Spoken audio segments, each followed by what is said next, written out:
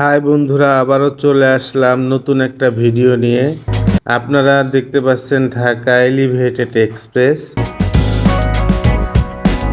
Dhaka elevated express হচ্ছে বাংলাদেশের প্রথম এলিভেটেড এক্সপ্রেস প্রকল্প,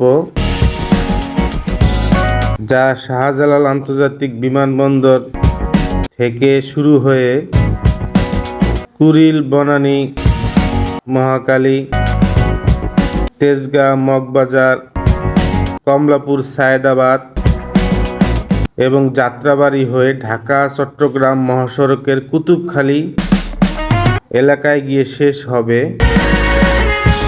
রাজধানী ঢাকার যানজট নিরসনের এটি হচ্ছে সরকারের কর্তৃক গৃহীত বড় প্রকল্প। সংযোগ সড়ক সহ এটির দৈর্ঘ্য হবে 46.73 কিলোমিটার এবং ব্যয় হবে 122 মিলিয়ন টাকা।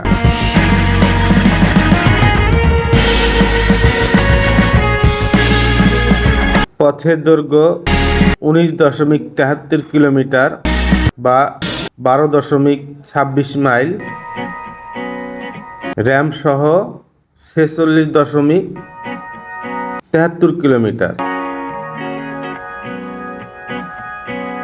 2023 সালের 2 সেপ্টেম্বর বিকেল 4:06 সুইচ টিপে রাজধানী আগারগাঁও পুরাতন বাণিজ্য মেলা মাঠের পাশে স্থাপিত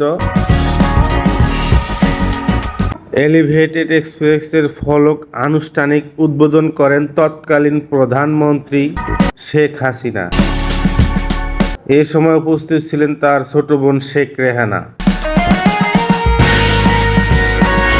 পরবর্তীতে 20 মার্চ 2024 কারণ বাজার র্যাম্প খুলে দেওয়া হয়, যেটা হাতির ঝিল র্যাম্পও বলে। এই নিয়ে মোট 26টি র্যাম্প চালু আছে। এর আগে 2023 সালের 3 সেপ্টেম্বর বিমানবন্দর থেকে ফার্মগেট পর্যন্ত খুলে দেওয়া হয়েছে।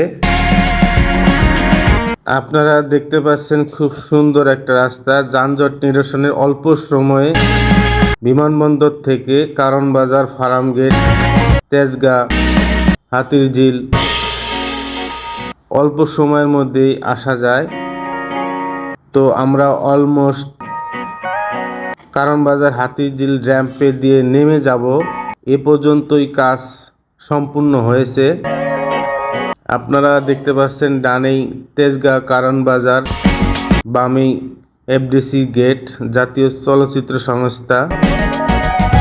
সোজায় চলে গেলেই হাতির ঝিল, ডানে চলে গেলে মগবাজার, কারণ বাজার,